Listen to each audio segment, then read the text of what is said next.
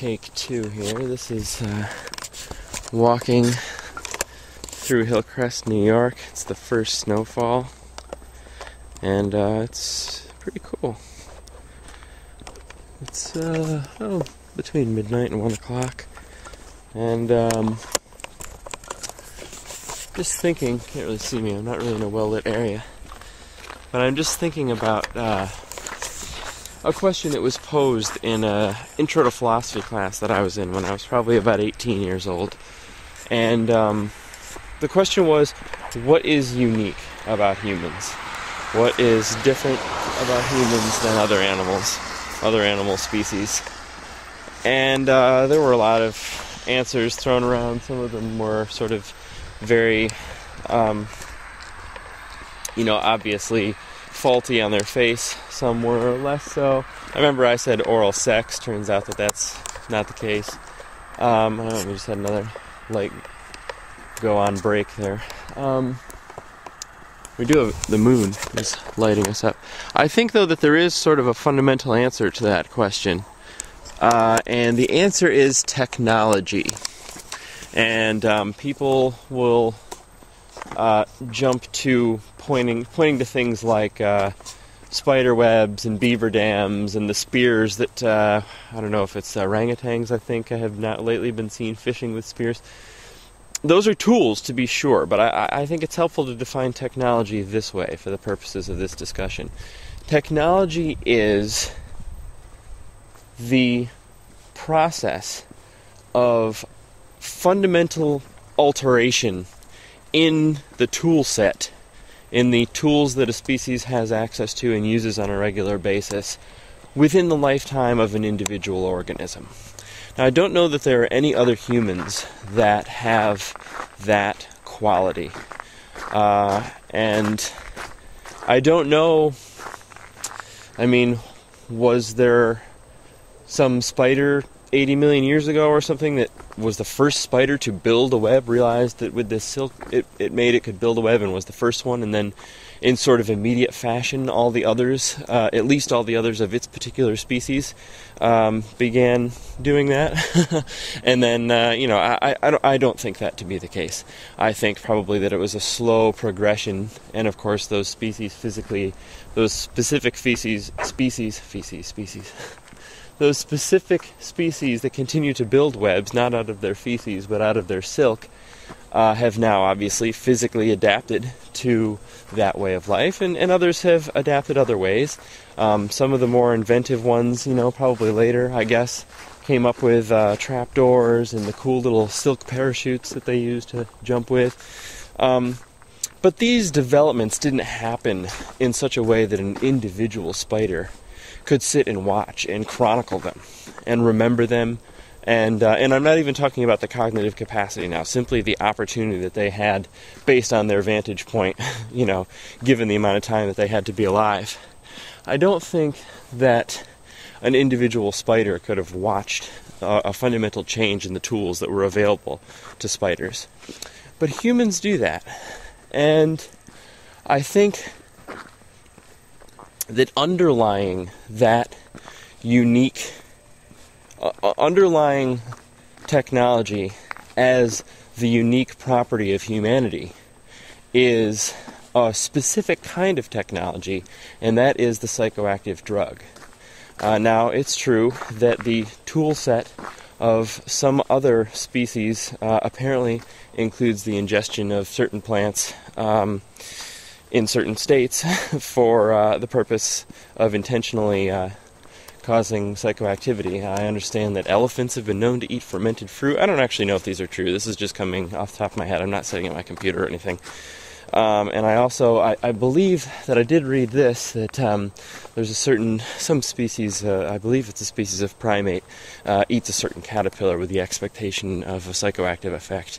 And we know that in laboratory situations, of course, we can get animals to exhibit addictive behavior in relationship to psychoactive substances. So we know that the impression is not entirely foreign. But what I think is different about humanity, and perhaps was the beginning of technology, was the ceremonial use of the psychoactive substance. that there's a ritual built around it, and that ritual is meant to awaken and encourage development of the unknown and exploration of the unknown. I certainly don't think there are any other species that have psychoactive, psychedelic even, rituals that are sort of meant to encourage development of maybe of the species. I mean, I'm sure there are some that would contest that is a role that drugs play, much less the foremost role. But I think that is a role that is used with some frequency and that is underappreciated and underexamined and certainly underreported. And, you know, I don't think that, for example, most use of alcohol fits into that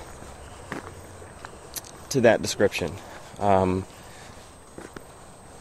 That said, I think there are some uses of alcohol, and I would regard alcohol as among those drugs least likely to be used in this way, but I think there are some uses of alcohol that certainly fit that description.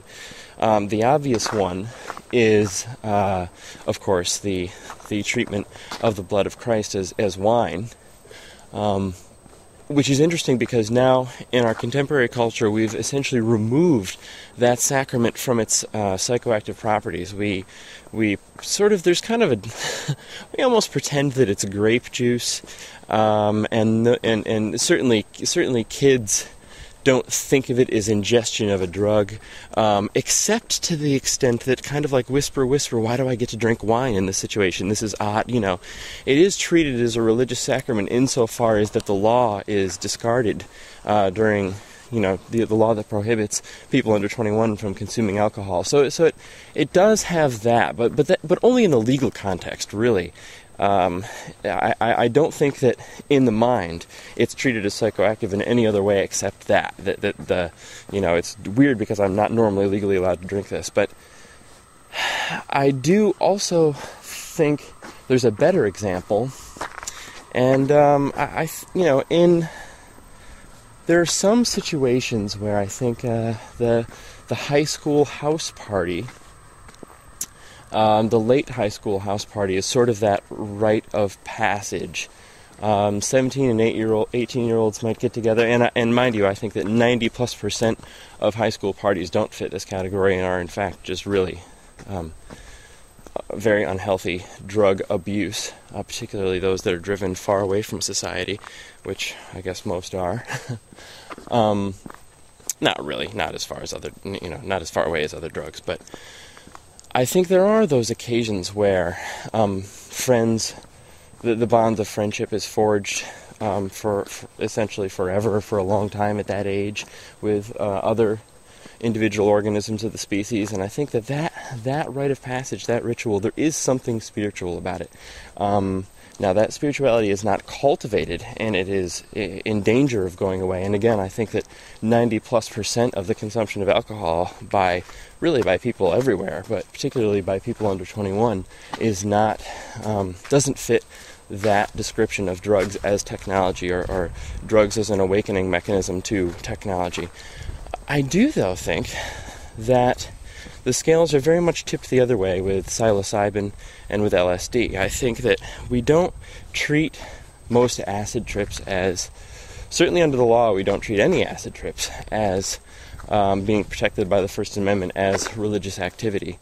But I think that for a lot of people, that, and not merely the ingestion of the drug, but the study of the culture of the drug, particularly sitting with people who have ingested the drug and experiencing it through them, these activities are, most of the time, do have spiritual or religious significance, and I think that we might look back to the beginning of the psilocybin mushroom as the beginning of technology, that perhaps during the mushroom rite, during the mushroom ritual, the creative mind and desire to explore the completely unknown must have had a significant part in helping us to try new things.